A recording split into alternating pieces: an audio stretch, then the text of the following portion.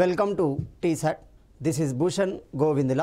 ఈరోజు మనం ఆధునిక భారతదేశ చరిత్రలో భాగంగా క్విట్ ఇండియా ఉద్యమం, మరి ఏంటి క్విట్ ఇండియా ఉద్యమం, ఎందుకు నిర్వహించబడింది, ఎలా నిర్వహించబడింది, క్రమంగా అది బ్రిటిష్ ప్రభుత్వం మీద అంటే భారతదేశాన్ని పరిపాలించిన బ్రిటిష్ ప్రభుత్వం మీద ఏ విధమైన ఒత్తిడి తీసుకొచ్చింది గమనిస్తే భారత జాతీయోద్యమంలో చిట్ట చివరి మహా ఉద్యమమే క్విట్ ఇండియా ఉద్యమము అవుతుంది. మరి ఈ క్విట్ ఇండియా ఉద్యమంలో క్విట్ అంటే అర్థం ఏమిటి అంటే వదిలి వెళ్ళాలి అని అర్థం. సరే, ఎవరు ఏ ప్రాంతాన్ని వదిలి వెళ్ళాలి అంటే భారతదేశాన్ని బ్రిటిష్ వారు వదిలి వెళ్ళాల్సి ఉంటుంది. ఈ భావనని గాంధీజీ తన పత్రికలైన హరిజన్ పత్రిక ద్వారా ప్రజానికానికి తెలియజేయడం జరుగుతుంది. మరి ఇలాంటి ఉద్యమం ఏ క్రమంలో ఏ కారణాల నేపథ్యంలో ప్రారంభించబడింది, ఎప్పుడు ప్రారంభించబడింది, ఆ అంశాలను కనుక పరిశీలిస్తే జాతీయ ఉద్యమంలో చివరగా నిర్వహించబడిన ఉద్యమంగా మనం క్విట్ ఇండియా ఉద్యమాన్ని భావించడం జరుగుతుంది. ఇక్కడ ఒక విషయాన్ని లోతుగా గమనించాలి. సాధారణంగా గాంధీజీ యొక్క సిద్ధాంతం ఏమవుతుంది, సత్యాగ్రహము అవుతుంది. మరి సత్యాగ్రహంలో ఉన్న అంశాలు ఏమవుతున్నాయి, రెండు ఉంటున్నాయి. ఒకటి సత్యము ఉంటుంది, రెండు అహింస ఉంటుంది. ఈ రెండు పదాలు కాదనుకుంటూ ఈ రెండు భావనలకు వ్యతిరేకంగా కొనసాగుతుంది క్విట్ ఇండియా ఉద్యమం. అంటే సహాయ నిరాకరణంలో భాగంగా ఈ అంశాలు అనుసరించబడతాయి, శాసనోల్లంఘనంలో భాగంగా ఈ అంశాలు అనుసరించబడతాయి. కానీ క్విట్ ఇండియా ఉద్యమంలో గాంధీ మొదటి రోజే అరెస్టు చేయబడడంతో ఉద్యమానికి నాయకత్వం ఉండదు. ఉద్యమానికి నాయకత్వం ఉండనప్పటికీ ఉద్యమం మహోద్యమంగా కొనసాగుతుంది, ఒక విప్లవాన్ని తలదనడం జరుగుతుంది. అందుకే క్విట్ ఇండియా ఉద్యమాన్ని చరిత్రలో ఏమంటున్నాం, ఆగస్టు విప్లవము అంటున్నాం. అంటే ఇక్కడ విప్లవం అంటే ఏమవుతుంది, ఆర్థిక ధన ప్రాణ నష్టం అనేది సంభవించాలి, ప్రభుత్వంపై తీవ్ర స్థాయిలో ఒత్తిడి అనేది పెంచాలి. అలాంటి అంశాల సమూహాన్ని మనము విప్లవంగా పరిగణించడం జరుగుతుంది. అలాంటి విప్లవం ఏ సందర్భంలో జరిగింది, ఆగస్టు సందర్భంలో జరిగింది. కాబట్టి క్విట్ ఇండియా ఉద్యమానికి మరొక పేరే ఆగస్టు విప్లవం అవుతుంది. మరి అలాంటి ఉద్యమం ఎప్పుడు ప్రారంభం అవుతుంది, ఇక్కడ గమనిస్తే క్విట్ అనే పేరును మనం బాగా గమనించాలి. క్విట్ అంటే భారతదేశాన్ని వదిలి వెళ్లాల్సి ఉంటుంది. ఎవరు, బ్రిటిష్ వారు వదిలి వెళ్ళాలి. దీనికి సంబంధించి కారణాలు ఏంటి, మరి ఎలాంటి కారణాల నేపథ్యంలో ఈ క్విట్ ఇండియా ఉద్యమానికి గాంధీ పిలుపునివ్వడం జరుగుతుంది, ఇక్కడ గమనించాలి. క్రిప్స్ రాయబారం వైఫల్యం చెందడం అంటున్నాం, స్టాఫర్డ్ క్రిప్స్ అంటున్నాం. స్టాఫర్డ్ క్రిప్స్ భారతదేశంతో సంప్రదింపులు జరిపి కొన్ని సమీకరణాలు ఇవ్వడానికి, కొన్ని అంశాలలో భారతీయులకు అవకాశం ఇవ్వడానికి కొన్ని ప్రతిపాదనలు చేయడం జరుగుతుంది. అలాంటి నేపథ్యం మరి ఏ సందర్భాల్లో గమనిస్తే 1942 సందర్భం గమనిస్తే 1942లో స్టాఫర్డ్ క్రిప్స్ బ్రిటిష్ ప్రభుత్వం నుండి వచ్చి బ్రిటిష్ తరపున మన భారతదేశానికి కొన్ని అవకాశాలు ఇవ్వడానికి తన ప్రతిపాదనలు ప్రకటించడం జరుగుతుంది. మరి ఇలాంటి సందర్భంలో క్రిప్స్ ప్రతిపాదనలపైన గాంధీజీ స్పందిస్తాడు. ఏమంటున్నాడు, క్రిప్స్ ప్రతిపాదనలు అనేవి పోస్ట్ డేటెడ్ చెక్స్ అంటున్నాడు. పోస్ట్ డేటెడ్ చెక్స్ అంటున్నాడు. అంటే కాలం చెల్లిన చెక్స్గా పరిగణించడం జరుగుతుంది. ఎందుకంటే బ్రిటిష్ వారికి ఉన్న ఏకైక ఆప్షన్ ఏమవుతుంది, దేశానికి స్వాతంత్రం ఇవ్వడే. కానీ త్వరలోనే స్వాతంత్రం వస్తుంది కాబట్టి ఇలాంటి అంశాలు మనకు అవసరం లేదు, ఇలాంటి సమీకరణాలు ఇలాంటి అవకాశాలు మనకు అవసరం లేదు అనేది గాంధీజీ యొక్క ఉద్దేశం. కాబట్టి గాంధీజీ క్రిప్స్ ప్రతిపాదనలు ఏమంటున్నాడు, పోస్ట్ డేటెడ్ చెక్స్ అంటున్నాడు. పోతూ క్రిప్స్ గాంధీ మీద అభండాన్ని వేయడం జరుగుతుంది. ఏమని, నేను అనేక రకాల అంశాలలో భారతీయులకు అవకాశం ఇవ్వడానికి అనేక ప్రతిపాదనలు చేశాను, ఈ ప్రతిపాదనలు విఫలం కావడానికి ప్రధాన కారకుడు గాంధీ అని మొదటి స్టేట్మెంట్ ఇవ్వడం జరుగుతుంది. ఇది క్విట్ ఇండియా ఉద్యమానికి కారణం అవుతుంది. ఒకటో కారణం అంటే గాంధీజీ కలత చెందుతున్నాడు. ఏమని, క్రిప్స్ ప్రతిపాదనలు పోస్ట్ డేటెడ్ చెక్స్ అనడంతో ఈ పోస్ట్ డేటెడ్ చెక్స్ అయిన క్రిప్స్ ప్రతిపాదనలు ఏమవుతుంది, విఫలం కావడానికి ప్రధాన కారకుడు గాంధీ అని క్రిప్స్ ప్రకటించడం జరిగింది. రెండోది గమనిస్తే జపాన్ దాడి నుండి భారత్ను కాపాడాలంటే జపాన్ క్లియర్గా నిర్ణయం తీసుకుంది, భారతదేశాన్ని ఆక్రమించుకునే సన్నాహకాలు ప్రారంభిస్తుంది. మరి అలాంటి సందర్భంలో భారతదేశాన్ని కాపాడాలి అంటే భారత్ నుండి పంపడమే, ఎవరిని, బ్రిటిష్ వారిని పంపడమే శరణ్యమని భారతీయులు భావించడం, ముఖ్యంగా భారతీయుల ప్రతినిధి అయిన కాంగ్రెస్ భావించడం. ఇలాంటి రెండు కారణాల నేపథ్యంలో మనకి క్విట్ ఇండియా ఉద్యమం అనేది ప్రారంభమవుతుంది. మరి ఈ ఉద్యమాన్ని ఏ విధంగా నిర్వహించాలి, ఎక్కడ నిర్వహించాలి, ఎవరి నాయకత్వంలో ఎలాంటి సిద్ధాంతాల ఆధారంగా నిర్వహించాలి, దాన్ని గమనిస్తే క్విట్ ఇండియా తీర్మానము అంటున్నాం. ఈ తీర్మానం మనకి వివిధ రకాల సభలో వివిధ రకాల పత్రికల ద్వారా ప్రజానికానికి అందజేయబడుతుంది. ముఖ్యంగా 1942 ఏప్రిల్ మరియు మే నెలలో ఈ 2 నెలల సందర్భంలో గాంధీజీ తన హరిజన పత్రిక అంటున్నాం, వెరీ ఇంపార్టెంట్. హరిజన పత్రిక మొదటిసారిగా గాంధీజీ దళితులని హరిజన్స్ అని పిలవడం జరుగుతుంది. మరి ఏంటి ఈ హరిజన్? హరి అంటే భగవంతుడు, దైవం అవుతుంది. దేవుని యొక్క కుమారుడుగా దళితులను ప్రకటించిన వ్యక్తి గాంధీజీ అవుతున్నాడు. వారి యొక్క అభివృద్ధి కోసం, వారి యొక్క సంక్షేమం ప్రధాన ధ్యేయంగా ప్రకటించబడిన పత్రికే హరిజన్ పత్రిక అవుతుంది. మరి ఇలాంటి హరిజన్ పత్రికను ఉపయోగిస్తూ క్విట్ ఇండియా యొక్క భావన, క్విట్ ఇండియాను ఎందుకు లేవతీశాడు, దానిలో ఉన్న అంతర్యం ఏమిటి ప్రజలకు తెలియజేయడానికి తను అనేక రకాల వ్యాసాలు రాయడం జరుగుతుంది. అంటే ఇప్పుడు క్లియర్గా గాంధీజీ హరిజన్ పత్రిక ద్వారా క్విట్ ఇండియా భావజాలాన్ని భారతీయ సమాజానికి అందించే ప్రయత్నం చేశాడు. 1. 2, దీనికి సంబంధించిన తీర్మానం జూన్ మరియు జూలై నెలలో వరుసగా ఎక్కడ అది అహ్మదాబాద్ వార్తా సమావేశాలలో క్విట్ ఇండియా తీర్మానం ఒక రూపానికి రావడం జరుగుతుంది, రూపొందించడం జరుగుతుంది. ఎక్కడ నిర్వహించాలి, ఎలాంటి కార్యక్రమాలు నిర్వహించాలి, ఎవరి నాయకత్వంలో నిర్వహించాలి, ఏ విధంగా ప్రభుత్వం మీద ఒత్తిడి పెంచాలి, ఇలాంటి అంశాల సమూహారంగా మనకి క్విట్ ఇండియా తీర్మానం అనేది రూపొందించబడుతుంది. ఎప్పటివరకు? జూలై నెల నాటికి అది పూర్తి స్థాయిలో రూపొందించబడుతుంది. రూపొందించబడిన తీర్మానం మనకి ఎక్కడ? బొంబాయి కేంద్రంగా బొంబాయి ప్రత్యేక సమావేశంలో ప్రవేశపెట్టబడుతుంది. ఇక్కడ ఈ విషయాన్ని గమనించాలి. మరి ఈ తీర్మానాన్ని ప్రవేశపెట్టిన వ్యక్తి ఎవరు? జవహర్లాల్ నెహ్రూ అవుతున్నాడు. సో జవహర్లాల్ నెహ్రూ ఈ క్విట్ ఇండియా తీర్మానాన్ని బొంబాయి సమావేశంలో ప్రవేశపెడుతున్నాడు. మరి ఈ సమావేశం ఎప్పుడు, ఎక్కడ జరిగింది గమనిస్తే 1942 ఆగస్టు 8వ తేదీన. సో 1942 ఆగస్టు 8వ తేదీన ఈ సమావేశం అనేది జరుగుతుంది. మరి ఎక్కడ జరిగింది గమనిస్తే మనకి ఈ సమావేశంలోనే క్విట్ ఇండియా తీర్మానం ఆమోదించబడింది. సో క్విట్ ఇండియా తీర్మానం ఆమోదించిన సందర్భంలోనే గాంధీజీ ఇచ్చిన నినాదం ఏమవుతుంది? గాంధీజీ ఇచ్చిన నినాదాన్ని గమనిస్తే భారతదేశానికి స్వేచ్ఛను కల్పిద్దామా లేదా దాని ప్రయత్నంలో మరణిద్దామా అంటున్నాడు. సో దేశానికి స్వేచ్ఛను కల్పించాలి అంటే బ్రిటిష్ వారిని భారతదేశం నుండి పారదోలాలి, అప్పటి వరకు మనం నిర్విరామంగా ఉద్యమాన్ని కొనసాగించాలి అనేది గాంధీజీ ఉద్దేశం, లేక దాని ప్రయత్నంలో మరణిద్దామా అంటున్నాం. దీన్నే మనము డూ ఆర్ డై అంటున్నాం. దీనికి చరిత్రలో అనేక రకాల పేర్లు ఉన్నాయి. సో ఈ అనేక రకాల పేర్లు ఏంటి? 1వ పేరును కనుక గమనిస్తే చోడో భారత్ అంటున్నాం, భారత్ను వదిలిపెట్టండి అంటున్నాం. ఇక్కడ ఒక విషయాన్ని గమనించాలి. అంటే భారత సమాజంలో మనకి కాంగ్రెస్ వాదులు ఉన్నారు, సామ్యవాదులు ఉన్నారు, సాంఘిక సంస్కర్తలు ఉన్నారు, వివిధ భాషలకు సంబంధించిన సమూహాలు ఉన్నారు. ఆ భాషలలో ఆ సంబంధిత భావజాలంలో దీనికి వివిధ రకాల పేర్లు అనేవి పెట్టబడుతున్నాయి. కాబట్టి ఎగ్జామినర్ ఒక్కొక్క సందర్భంలో ఒక్కొక్క నినాదాన్ని, ఒక్కొక్క భావజాలంతో కూడిన భావనని ప్రకటిస్తూ వస్తున్నాడు. చాలా సందర్భాలలో మనకు డూ ఆర్ డై అనే నినాదం మాత్రమే కనబడుతుంది, కానీ దానికి వివిధ రకాల పేర్లు అనేవి మనకు వివిధ రకాల పుస్తకాలలో అవైలబిలిటీ ఉన్నాయి. అందులో మనం గమనిస్తే చోడో భారత్ అనే పేరు మొదటి పేరు అవుతుంది. అంటే దీనికి అర్థం ఏంటిది? డూ ఆర్ డైనే చోడో భారత్ అంటున్నాం, వదిలిపెట్టండి అంటున్నాం. రెండవది చేయండి లేదా చావండి అంటున్నాం. చేయండి లేదా చావండి అంటే డూ ఆర్ డై అంటున్నాం, డూ ఆర్ డై అంటున్నాం. మూడోది ఏమంటున్నాం? నాకు స్వాతంత్రం వెంటనే కావాలి, కుదిరితే ఈ రాత్రి అంటున్నాడు. ఎవరు? గాంధీజీ అన్నాడు. స్వాతంత్రం నాకు వెంటనే కావాలి, కుదిరితే ఈ రాత్రే కావాలి అనే పేరును ప్రకటించడం జరుగుతుంది. 5 ఏమవుతుంది? కరో యార్ మరో అంటున్నాడు, కరో యార్ మరో అంటున్నాడు. 6 మనకి సాధించు లేదా మరణించు అంటున్నాడు.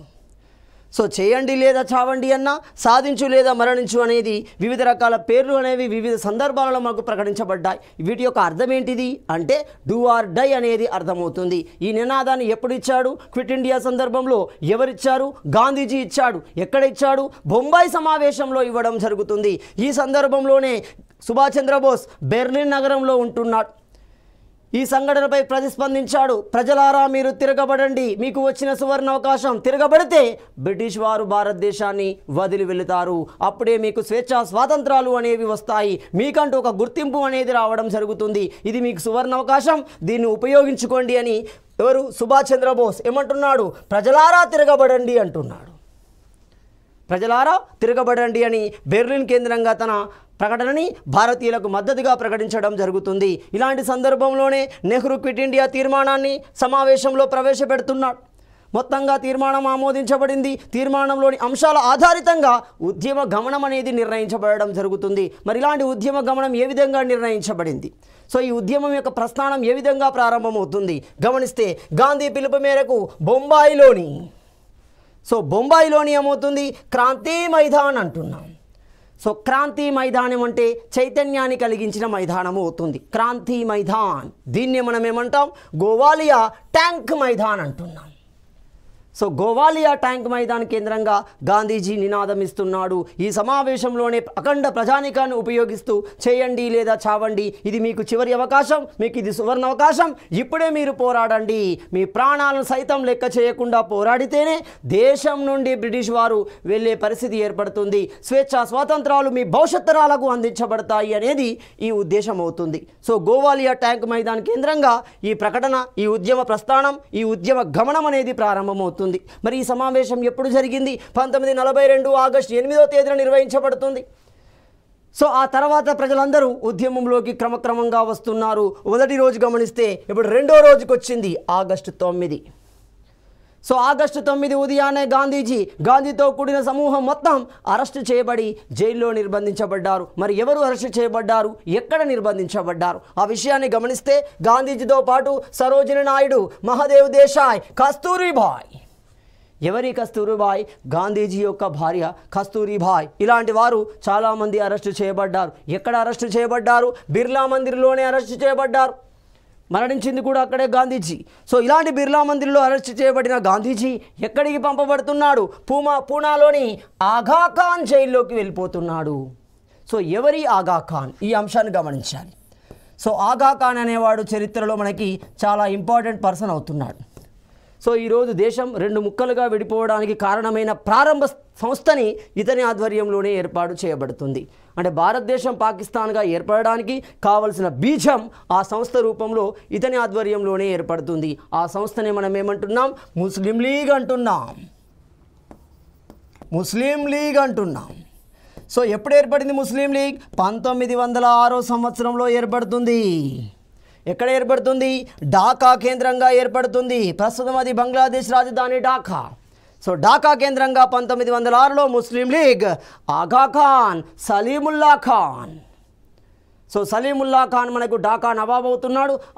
ఏమవుతుంది, ఇస్లాం వర్గంలో అత్యున్నత విద్యావేత్త ఆగాఖాన్ ఆధ్వర్యంలో మనకి ముస్లిం లీగ్ అనేది ఏర్పడుతుంది. సో అలాంటి అతని పేరు మీద ఉన్న జైలు ఎక్కడుంది, పూనాలోని ఆగాఖాన్ జైలు, అందులో నిర్బంధించబడడం జరుగుతుంది. ఇక్కడ కన్ఫ్యూజ్ కావడానికి అవకాశం లేదు.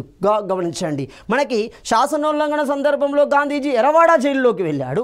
క్విట్ ఇండియా సందర్భంలో గాంధీజీ ఎక్కడికి, ఆగాఖాన్ జైల్లోకి నిర్బంధించబడడం జరుగుతుంది. అంటే ఉద్యమానికి నాయకుడు లేడు, ప్రారంభించిన నాయకుడే మొదటి రోజు అరెస్టు చేయబడ్డాడు. కాబట్టి ఉద్యమం ఏ విధంగా కొనసాగాలి, ప్రజలకు ఎలాంటి దారి తెలియదు, అందులో విధానాలు తెలియదు, అందులో కార్యక్రమాలు తెలియదు. మొదటి రోజు అరెస్టు కావడంతో ప్రజలు మొత్తం సందిగ్ధంలోకి వెళ్ళిపోవడం జరుగుతుంది.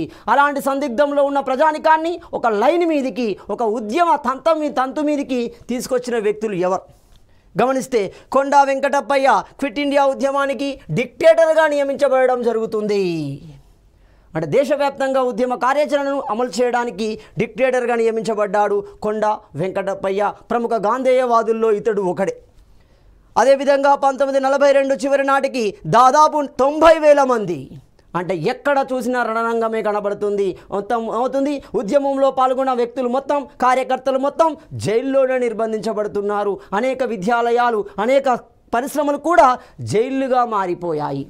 అంటే జైలు సరిపోతలేదు, దాదాపుగా 90,000కు పైగా వ్యక్తులు మొత్తం నిర్బంధించబడడం జరుగుతుంది. మరి ఇలాంటి సందర్భంలో ప్రజలని ఒక తాటి మీదికి తీసుకొస్తూ ఉద్యమాన్ని ముందుకు తీసుకెళ్ళాలి.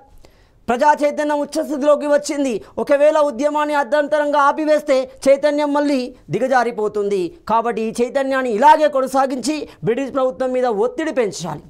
మనకు కావాల్సిన లక్ష్యం ఏంటి, బ్రిటిష్ వారు బయటికి వెళ్ళాలి, భారతదేశాన్ని విధులు వెళ్ళాలి, అనగా దేశానికి స్వాతంత్రాన్ని ప్రకటించాలి. సో ఈ సందర్భంలో ఎంటర్ అవుతున్నారు సామ్యవాదులు, సోషలిస్టులు ఎంటర్ అవుతున్నారు. మరి ఎలాంటి సోషలిస్టులు ఎలాంటి పాత్రను పోషించారు, ఏ విధంగా ప్రజానికాన్ని ఒకే తాటి మీదికి తీసుకురాగలిగారు గమనిస్తే, రామ్ మనోహర్ లోహియా అంటున్నాం. Very very important person Ram Manohar Lohia. Biju Nayak అంటున్నాం. రెండో వ్యక్తి బిజు నాయక్. ఆర్పి గోయంకా మూడో వ్యక్తి అవుతున్నాడు. ఉషా మెహతా నాలుగో వ్యక్తి. అచ్యుత పట్వర్ధన్ ఐదో వ్యక్తి. ఇతడు చాలా చాలా ఇంపార్టెంట్. ఎందుకంటే అచ్యుత పట్వర్ధన్ భాగ్యనగర్ రేడియో ఏర్పడడానికి కావలసిన పరికరాలను అందించడం జరుగుతుంది పాగా పుల్లారెడ్డికి తెలంగాణ కేంద్రంగా. సో హైదరాబాద్ కేంద్రంగా ఏర్పడిన భాగ్యనగర్ రేడియోకి కావాల్సిన పరికరాలు అందించిన వ్యక్తి అచ్యుత పట్వర్ధన్. ఇతడు క్విట్ ఇండియా ఉద్యమంలో క్రియాశీలకంగా వ్యవహరిస్తాడు. అతనితో పాటుగా జయప్రకాష్ నారాయణ్, సోషలిస్టులో ప్రముఖ నాయకుడు Jayaprakash Narayan, Aruna Asaf Ali, very very important. Aruna Asaf అలీనే మనం ఏమంటున్నాం, క్విట్ ఇండియా ఉద్యమానికి నాయకి అంటున్నాం. అంటే ఎక్కడా నాయకురాలు కనబడరు. అంటే ఉద్యమంలో కార్యకర్తలుగా మాత్రమే తమ ప్రస్థానాన్ని కొనసాగిస్తే మొట్టమొదటిసారిగా క్విట్ ఇండియా ఉద్యమాన్ని ఒక నాయకుని స్థానంలో ఉంటూ ఉద్యమాన్ని నిర్ణయించడం జరిగింది. ఉద్యమాన్ని కొనసాగించడంలో క్రియాశీలక పాత్ర పోషించింది. అందుకే చరిత్రకారుల చేత అరుణా ఆసఫ్ అలీ క్విట్ ఇండియా ఉద్యమానికి నాయకిగా పిలువబడడం జరుగుతుంది. ఇలాంటి సామ్యవాదులు తమదైన విధానాల ద్వారా ప్రజలందరినీ గుమికూడడం, ప్రజలందరినీ సమీకరించే ప్రయత్నం చేయడం జరిగింది. ఆ చైతన్యాన్ని మరింత ముందుకు తీసుకెళ్లే క్రమంలో వాళ్ళు ఎలాంటి కార్యక్రమాలు ప్రవేశపెట్టారు ఆ విషయాన్ని గమనిస్తే ఉషా మెహతా, రామ్ మనోహర్ లోహియాలు ఇద్దరు తమ ప్రసంగాల ద్వారా, ఆ ప్రసంగాలు వెలువరించిన రేడియోని గమనిస్తే బొంబాయి రేడియో అవుతుంది. సో ఈ బొంబాయి రేడియో ద్వారా ఉషా మెహతా, రామ్ మనోహర్ లోహియాలు తమ ప్రసంగాలను ప్రజలకు అందించడం జరిగింది. ప్రజలారా, మీరు భయపడాల్సిన అవసరం లేదు, ఈ కార్యక్రమాలు ఇక్కడ ఈ విధంగా నిర్వహించండి అని ఒక దిశానిర్దేశాన్ని చేయడం జరుగుతుంది. అంటే ఇక్కడ క్లియర్గా క్విట్ ఇండియా ఉద్యమ సందర్భంలో క్రియాశీలకంగా పోషించిన ప్రచార సాధనాలు రేడియోలు అవుతాయి. బొంబాయి రేడియోలో వీరు తమ ప్రసంగాలను ఇవ్వడం జరిగింది. అంతేకాకుండా అరుణా ఆసఫ్ అలీ ప్రతి సందర్భంలో ఉద్యమాన్ని ఒక నిర్దిష్టమైన కోణంలో, నిర్దిష్టమైన మార్గంలో నిర్మిస్తూ ముందుకు తీసుకెళ్ళింది. సో ఇలాంటి క్రమంలోనే ఉద్యమ కాలంలో అనేక విధ్వంసాలు జరిగాయి. ప్రజలకు తెలిసి తెలవక వాళ్ళ ఆ చైతన్యంతో, ఆ కోపంతో వాళ్ళు అనేక బ్రిటిష్ సంస్థలని, బ్రిటిష్ కార్యాలయాలని, బ్రిటిష్ వస్తువులని ధ్వంసం చేయడం జరిగింది. సో మనకు సమాచారాలు, రోడ్డులు, అదేవిధంగా పరిశ్రమలు మొత్తం విధ్వంసానికి గురయ్యాయి. అందుకే చరిత్రకారుల ప్రకారం ఇది ఒక విప్లవంగా పిలువబడడం జరుగుతుంది. ఆ విప్లవం జరిగిన సందర్భం ఆగస్టు కాబట్టి దీన్ని ఆగస్టు విప్లవం అన్నారు. ఆగస్ట్ రెవల్యూషన్ లేదా ఆగస్ట్ విప్లవంగా పిలవడం జరిగింది. కారణం ఏంటి అంటే ఉద్యమ కాలంలో విధ్వంసాలు, ఆస్తి, ధన నష్టాలు అనేవి జరిగాయి. ఈ విషయాన్ని మనం గమనించండి. సో గాంధీ సిద్ధాంతంలో అహింస మాత్రమే ఉంటుంది, సత్యం మాత్రమే ఉంటుంది. ఇక్కడ జరిగింది ఏంటి, గాంధీకి వ్యతిరేకంగా జరుగుతుంది. అంటే గాంధీ తప్పనిసరిలో ఒప్పుకోవాల్సి వచ్చింది. సో కొన్ని సందర్భాలలో సత్యం గెలుస్తుంది, కొన్ని సందర్భాలలో అహింస గెలుస్తుంది, కొన్ని సందర్భాలలో కూడా ఏమవుతుంది, హింస అనేది అవసరం అవుతుంది. హింస అనేది ఉన్న స్థాయిలో ఉండాలి, ఖచ్చితంగా హింస అనేది అవసరం అవుతుంది అనే విషయం మన క్విట్ ఇండియా ఉద్యమం ద్వారా తెలిసింది. ముఖ్యంగా బ్రిటిష్ వారికి అర్థమైన సినిమా ఏంటి, క్లియర్గా త్వరలోనే దేశానికి స్వాతంత్రం ఇవ్వాలి, మనకున్న ఏకైక ఆప్షన్ దేశానికి స్వాతంత్రం ఇవ్వడమే. సో అందుకే 1942 తర్వాత క్విట్ ఇండియాకు బదులుగా వాళ్ళు ఉపయోగించింది ఏంది, 1905 వందే మాతర ఉద్యమం సందర్భంలో విభజించు పాలించు అన్నారు. సో ఇక్కడ ఆ విధానాన్ని మరింత లోతుగా వాళ్ళు ఉపయోగించే ప్రయత్నం చేశారు 1942 తర్వాత. సో దీన్ని మనం ఆగస్టు విప్లవము అంటాం. 1942 నుండి 44 మధ్య అనేక ప్రాంతాలలో సమాంతర ప్రభుత్వాలు ఏర్పడ్డాయి. ఏంటి మరి సమాంతర ప్రభుత్వాలు? మీడియాను కొన్ని సందర్భాల్లో సమాంతర ప్రభుత్వంగా పిలుస్తున్నాం. ఇప్పుడు యూట్యూబ్ లాంటివి వచ్చాయి చూడండి, వాట్సాప్, యూట్యూబ్, ఫేస్బుక్ లాంటివి కూడా సమాంతర ప్రభుత్వాలుగా కొనసాగుతున్నాయి. అంటే ప్రజల తరపున ప్రజా సమస్యలని ప్రభుత్వానికి చేరజేసే సంస్థలని, విధానాలని మనము సమాంతర ప్రభుత్వాలు అంటాం, కాంటెంపరీ గవర్నమెంట్స్ అంటాం. సో మరి అలాంటి ఈ సమాంతర ప్రభుత్వాలు ఈ సందర్భంలో ఏర్పడ్డాయి. మరి ఎక్కడ ఏర్పడ్డాయి, ఎవరి నాయకత్వంలో ఏర్పడ్డాయి? గమనిస్తే బెంగాల్లోని మిడ్నాపూర్ కేంద్రంగా సమాంతర ప్రభుత్వం అనేది ఏర్పడింది. మరి దీన్ని ఎవరు ఏర్పాటు చేశారు? సో ఈ సమాంతర ప్రభుత్వానికి పెట్టిన పేరేంటి? గమనిస్తే ఈ మిడ్నాపూర్ కేంద్రంగా ఏర్పడిన సమాంతర ప్రభుత్వానికి జాతీయ సర్కార్ అనే పేరు పెట్టడం జరిగింది. సో ఈ జాతీయ సర్కార్ యొక్క సైన్యాన్ని మనం ఏమంటున్నాం, విద్యుత్ వాహిని అంటున్నాం. విద్యుత్ వాహిని అనడం జరుగుతుంది. సో ఈ విద్యుత్ వాహిని ఆధ్వర్యంలో జాతీయ సర్కార్ అనేది కొనసాగుతుంది. ఇక్కడ ఒక విషయాన్ని గమనించాలి, సమాంతర ప్రభుత్వాలు అంటే బ్రిటిష్ ఆధ్వర్యంలో ఏర్పడిన అధికారులను తొలగిస్తూ ప్రజలే తమ నాయకుడిని ఎన్నుకొని తమ పరిపాలన కొనసాగించడం జరిగింది. అవి గ్రామ స్థాయిలో ఎక్కువగా కొనసాగాయి. ఆ సందర్భాలు మనకు క్విట్ ఇండియా ఉద్యమ సందర్భంలో కనబడుతున్నాయి. అదేవిధంగా మహారాష్ట్రలోని సతారా కేంద్రంగా అంటున్నాం. రెండో మన సమాంతర ప్రభుత్వం గమనిస్తే సతారా కేంద్రంగా ఎవరి ఆధ్వర్యంలో, నాని పాటిల్. సో నాని పాటిల్ ఆధ్వర్యంలో సర్కార్ అనేది ఏర్పడింది. దీనికి ఉన్న పేరేమవుతుంది, ప్రతి సర్కార్, యాంటీ సర్కార్ అంటున్నాం. యాంటీ అంటే సింపుల్గా ఏం లేదు, ఇక్కడ బ్రిటిష్ ప్రభుత్వానికి వ్యతిరేకంగా బ్రిటిష్ అధికారాన్ని బ్రిటిష్ ప్రభుత్వాన్ని తొలగిస్తూ ప్రజలే ప్రభుత్వాలను ఏర్పాటు చేసుకోవడం. సో అలాంటి యాంటీ సర్కార్ ప్రతి సర్కార్ మనకి సతార్ కేంద్రంగా ఏర్పాటు చేయబడింది. మరి ఈ ప్రతి సర్కార్ యొక్క ఉద్దేశాలు ఏంటి, ఎలాంటి విధానాలను ప్రజలకు అందించే ప్రయత్నం చేయడం జరిగింది. అందులో మొట్టమొదటి గమనిస్తే గాంధేయ వివాహాలను నిర్వహించడం జరిగింది. సో గాంధేయ వివాహాలను కొనసాగించింది ఈ ప్రతి సర్కార్ సతారా కేంద్రంగా. అదేవిధంగా గ్రంథాలయాలను ఏర్పాటు చేయడం జరిగింది. ఎందుకు గ్రంథాలయాలను ఏర్పాటు చేసింది అంటే భారతీయ చరిత్ర మూలాలు ప్రజలు తెలుసుకోవాలి. విజ్ఞానవంతులైతేనే తమకు జరిగిన అన్యాయాల పట్ల వాళ్ళు ప్రశ్నించే తత్వాన్ని కలిగి ఉంటారు. సమాజంలో జరిగే ప్రతి విషయం మీద అవగాహన కలిగి ఉంటారు. కాబట్టి గ్రంథాలయాలను కూడా ఏర్పాటు చేసింది ఈ ప్రతి సర్కార్. అదే కోవలో మరికొన్ని గమనిస్తే వైబీ చౌహాన్ ఆధ్వర్యంలో అన్నాం. సో ఈ వైబీ చౌహాన్ ఆధ్వర్యంలో ప్రతి సర్కార్ అనేది ఏర్పాటు చేయబడింది. అదేవిధంగా ఉత్తరప్రదేశ్లోని బల్దియా కేంద్రంగా అంటున్నాం. సో ఉత్తరప్రదేశ్లోని బల్దియా కేంద్రంగా ఎవరు, బిట్టూ పాండే. సో బిట్టూ పాండే నేతృత్వంలో సమాంతర ప్రభుత్వం అనేది ఏర్పడింది. పూర్తిగా బ్రిటిష్ అధికారులని గ్రామాల నుండి తరలికొట్టారు. వాళ్ళే స్వయంగా ప్రభుత్వాలను ఏర్పాటు చేసి ప్రజా సమస్యల నేపథ్యంలో వాటి పరిష్కారాల రూపంలో పరిపాలనను కొనసాగించారు. వ్యవసాయ అభివృద్ధి, పన్నుల నిరాకరణ. ప్రజలు కోరుకున్నది ఏంటిది, వ్యవసాయాన్ని అభివృద్ధి చేయాలి, దానికి కావాల్సిన నీటిపారుదల సదుపాయాలను కలిగించాలి, పన్ను భారాన్ని తగ్గించాలి. ఎప్పటికీ బ్రిటిష్ వాళ్ళకు వ్యతిరేకంగా జరిగేది ఇదే. రైతాంగ ఉద్యమాలు జరగడానికి ప్రధాన కారణాలు ఇవే. భూమి లేని వారికి భూమి పంచాలి, భూమి ఉన్నవారికి పన్ను తగ్గించాలి, భూమి నుండి ఉత్పత్తి పెంచడానికి నీటిపారుదల సౌకర్యాలను పెంచాలి.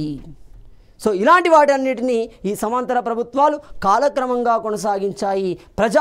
ప్రజాభిప్రాయ ప్రభుత్వాలను అవి కొనసాగించడం జరిగింది. ఇలాంటి క్రమంలోనే క్విట్ ఇండియా ఉద్యమాన్ని వ్యతిరేకించిన ముస్లిం లీగ్ అంటున్నాం.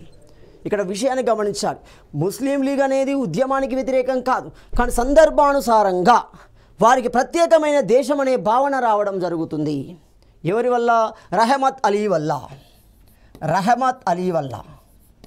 ఒకటి రహమత్ అలీ అంటున్నాం, రెండు ఆగా ఖాన్ అంటున్నాం, మూడు సలీముల్లా ఖాన్ అంటున్నాం, సలీముల్లా ఖాన్ అంటున్నాం, నాలుగు మనకి సారే జహాసే అచ్చా మహమ్మద్ ఇక్బాల్ అంటున్నాం, మహమ్మద్ ఇక్బాల్ అంటున్నాం. సో మహమ్మద్ అలీ జిన్నా అంటున్నాం. ఇలాంటి కీలక వ్యక్తుల ఆధ్వర్యంలో పూర్తిగా ఒక భాషా ప్రాతిపదికన, ఒక మత ప్రాతిపదికన, మత విధాన ప్రాతిపదికన వాళ్ళకు ఒక ప్రత్యేకమైన భౌగోళిక ప్రాంతం కావాలి అనే భావన ఏర్పడింది. సో అదే మతతత్వంలో ఏర్పడిన ఒక భావన కాలక్రమంలో అది పాకిస్తాన్ ఏర్పాటుకు దారితీసింది. సో పాకిస్తాన్ ఏర్పడడానికి కావాల్సిన సమీకరణాలు, సమస్యలు ఆ సమయం ఆసన్నమైతే దాన్ని వాళ్ళకు అనుగుణంగా మార్చుకోవడం జరిగింది. కానీ బ్రిటిష్ వాళ్ళు ఏం చేశారు, భారతదేశంలో ఉన్న రెండు బలమైన వర్గాలు, మొదటి వర్గం హిందూ వర్గం, ఆ తర్వాత బలమైన వర్గం ముస్లిం వర్గం, ఈ ఇద్దరి మధ్య భేదాభిప్రాయాలు సృష్టిస్తే ఈ భేదాభిప్రాయాలు ఉన్నంత కాలం తమ పరిపాలన కొనసాగించుకోవచ్చు. ఆ విషయం మనిద్దరికి అర్థం కాలి, ఇక్కడ హిందూ ముస్లింలకు అర్థం కాలి. ఇద్దరి మధ్య భేదాభిప్రాయాలను క్రియేట్ చేయడం ఏ విధంగా క్రియేట్ చేశారు, ఒకానొక సందర్భంలో ముస్లింలకు మద్దతిస్తూ హిందువులను అణచివేసే క్రమం చేశారు, ఒకానొక సందర్భంలో హిందువులకు మద్దతిస్తూ ముస్లింలను అణచివేసే క్రమం చేశారు. తద్వారా ఇద్దరి మధ్య భేదాభిప్రాయాలను సృష్టించారు. దాన్ని మనం ఏమంటాం, విభజించు పాలించు అంటాం, డివైడ్ అండ్ రూల్ అంటాం. దీన్ని మార్చాలి చూడండి, క్విట్ అండ్ రూల్ అంటున్నాం. విభజించాలి వెళ్ళాలి అన్నాడు, ఇప్పుడు చూడండి విభజించు పాలించాలన్నాడు. విభజించు పాలించాలంటే వాళ్ళు కొట్టుకున్నంత కాలం మనం సుఖంగా పరిపాలించుకోవచ్చు, ఎలాంటి సమస్యలు లేకుండా పరిపాలించుకోవచ్చు. ఎప్పుడైతే క్విట్ ఇండియా ఉద్యమం వచ్చిందో క్విట్ అండ్ వెళ్ళిపోవడం అంటున్నాం చూడండి, విభజించు వెళ్ళిపోవడం అనే భావనలోకి వెళ్ళడం జరుగుతుంది. రైట్, అలాంటి విధానం దీని ద్వారా వచ్చింది. సో మొత్తంగా ముస్లిం లీగ్ ఆ సమయాన్ని తమకు అనుకూలంగా మార్చుకుంది. అలాంటి క్రమంలోనే 1943 మార్చి 23న సో ప్రజలను ఉద్దేశించి, ముస్లిం ప్రజానికాన్ని ఉద్దేశించి, ముఖ్యంగా బెంగాల్ ప్రాంతంలో, ముఖ్యంగా వాయువ్య భారతంలో ప్రజానికాన్ని చైతన్యపరుస్తున్నారు. ఈ రెండు ప్రాంతాలతో కూడిన పాకిస్తాన్ ఏర్పాటును వాళ్ళు మొదటి నుండి ప్రస్తావిస్తున్నారు. సో అందుకే చూడండి, బెంగాల్ విభజనలో క్రమంగానే ఈనాటి బంగ్లాదేశ్, ఆనాడు అది బెంగాల్లో భాగంగానే ఉండేది. క్రమంగా అది తూర్పు బెంగాల్ కాస్త పాకిస్తాన్గా మారిపోతుంది. సో పాకిస్తాన్లో భాగంగా మారిపోయి నేడు అది ఏమవుతుంది, బంగ్లాదేశ్గా 1971 నాటికి ఏర్పాటు చేయబడుతుంది. సో ఆ మూలాలు మొత్తం ఇక్కడి క్రమక్రమంగా అభివృద్ధి చెందుతాయి. సో క్విట్ ఇండియా ఉద్యమాన్ని, ఆ ఉద్యమం యొక్క కాలాన్ని తమకు అనుగుణంగా మార్చుకున్నారు ఎవరు, ముస్లిం లీగ్ సభ్యులు. మహమ్మద్ అలీ జిన్నా ఉన్నాడు. సో మహమ్మద్ అలీ జిన్నా ఆధ్వర్యంలో 1943 మార్చ్ 23ను పాకిస్తాన్ దినంగా నిర్వహించడం జరుగుతుంది. తద్వారా ప్రజల్లో, ఇస్లామిక్ ప్రజల్లో ఒక భావన ఏర్పడింది. హిందువులు ఏమని కోరుకుంటున్నారు, భారతదేశం నుండి బ్రిటిష్ వారు వెళ్ళాలని కోరుకుంటున్నారు. ముస్లింలు ఏమని కోరుకుంటున్నారు, భారతదేశం నుండి మేము విడిగా ఉంటాము, ప్రత్యేక ప్రాంతంగా ఉంటాము అనేది. దీనివల్ల అది ఉచ్చస్థితిలోకి వెళ్ళిపోతుంది. బాగా గమనించండి. డివైడ్ అండ్ క్విట్ అనే నినాదాలను ఇవ్వడం జరిగింది. సో మార్చి 23వ తేదీని పాక్ డేగా ముస్లిం లీగ్ నిర్వహించడం జరిగింది. దాన్ని మనము పాకిస్తాన్ దినంగా భావించడం జరుగుతుంది. సో ఈ ఉద్యమ కాలంలోనే పత్రికలపై ఆంక్షలు విధించారు. ఎందుకు, పత్రికలు చాలా క్రియాశీలకంగా ఉంటాయి. ఒక ఉద్యమం యొక్క భావజాలాన్ని సమాజానికి ఎప్పటికప్పుడు తెలియజేయడంలో అవి క్రియాశీలకంగా ఉంటాయి. అప్పుడు ఇలాంటి మీడియాలు లేవు, పత్రికల ద్వారానే ఎక్కువగా ఆధారపడేవారు. అయినప్పటికీ ప్రజలు ఇతర మార్గాలను కూడా ఉపయోగించారు. పత్రికలు లేనప్పటికీ భావజాలాన్ని ప్రజానికానికి అందించడం కోసం తమదైన మార్గాలను ఉపయోగించారు. అందులో ఒకటి చేతిరాత పత్రికలను ఉపయోగించడం జరుగుతుంది. పాంప్లెంట్ లాంటివి వాళ్ళే స్వయంగా రాస్తూ ప్రజలకు అందించడం జరిగింది. ఆ భావజాలాన్ని ప్రజలకు తెలియజెప్పే ప్రయత్నం చేయడం జరిగింది. ఒకటి. రెండోది నినాదాల ద్వారా. సో మరి ఇలాంటి నినాదాలు ఇచ్చే భాగంలో గోడ ప్రతుల ద్వారా, గోడల మీద రాయడం ద్వారా, చేతిరాత పత్రికల ద్వారా, నినాదాల ద్వారా కూడా ఉద్యమ భావజాలాన్ని ప్రజానికానికి అందించే ప్రయత్నం చేశారు. మరి ఆ నినాదాలలో ఎలాంటివి ఉన్నాయి? ఒకటి, ఠానా జలావో అంటున్నాం. ఠానా అంటే పోలీస్ స్టేషన్ అవుతుంది. సో ఠానా జలావో అంటే పోలీస్ స్టేషన్లను తగలబెట్టండి అంటున్నాడు. పోలీస్ స్టేషన్ని తగలబెట్టండి. రెండోది, ఆంగ్రేజ్ భాగ్ గయా అంటున్నాడు. భాగ్ అంటే పారిపోయారు అని అర్థం. ఆంగ్రేజ్ ఇంగ్లీష్ వారు పారిపోయారు, ఆంగ్రేజ్ భాగ్ గయా అంటున్నారు. ఆంగ్లేయులు పారిపోయారు. రెండు. మూడోది గమనిస్తే స్టేషన్ పుంకుదో అంటున్నారు. స్టేషన్ పుంకుదో అంటే రైల్వే స్టేషన్ను తగలబెట్టండి అంటున్నారు. సో ఇలాంటి నినాదాల ద్వారా ప్రజానికాన్ని చైతన్యపరిచారు. చూడండి, ఈ సంఘటన ద్వారా ఏమవుతుంది, విధ్వంసం అనేది క్రియేట్ అవుతుంది. అందుకే చరిత్రకారులు దీన్ని ఆగస్టు విప్లవంగా చిత్రీకరించడం జరిగింది, పేర్కొనడం జరుగుతుంది. అదేవిధంగా ఈ సందర్భంలో ఎవరున్నారు, లార్డ్ లిన్ లితిగో ఉంటున్నాడు, వైస్రాయిగా ఉండడం జరుగుతుంది. ఇది చాలా చాలా ఇంపార్టెంట్. ఎగ్జామినర్ బాగా ఫోకస్ చేస్తూ దీన్ని కూడా అడగవచ్చు. కింది వాళ్ళలో సరైన జతల లేదా సరికాని జతల రూపంలో వచ్చి సహాయ నిరాకరణం వైస్రాయి ఎవరు, శాసనోల్లంఘనం వైస్రాయి ఎవరు, క్విట్ ఇండియా ఉద్యమం వైస్రాయి ఎవరు. ఇక్కడ క్విట్ ఇండియా ఉద్యమం అనగానే లార్డ్ లిన్ లితిగో అంటున్నాడు. ఉద్యమంపై క్రింది ప్రకటన చేయడం జరుగుతుంది. ఏమని చేశాడు క్లియర్గా గమనిస్తే 1857 తిరుగుబాటు కంటే ఈ ఉద్యమం తీవ్రమైనది అంటున్నాడు. అంతేకాక కానీ దీనిని భద్రత మరియు దీని తీవ్రత దృష్ట్యా ఈ ఉద్యమ విస్తృతిని ప్రపంచానికి తెలియకుండా మేము మరుగున పరిచాము అంటున్నాడు. అంటే ఉద్యమాన్ని పొగుడుతూనే వారి యొక్క గొప్పతనాన్ని చెప్పే ప్రయత్నం చేయడం జరుగుతుంది. ఇది 1857తో పోల్చుకుంటే చాలా విస్తృతమైనదే, చాలా బలమైనదే, చాలా కఠినమైనదే. కానీ మేము దాన్ని సులువుగా అణచివేయగలిగాము. అంటే వారి యొక్క ఆధిపత్యాన్ని, వారి యొక్క బలాన్ని మనకు చూపించడం జరుగుతుంది. అందులో గర్వం కనబడుతుంది. చూడండి ఇంగ్లీష్ వారి యొక్క గర్వం.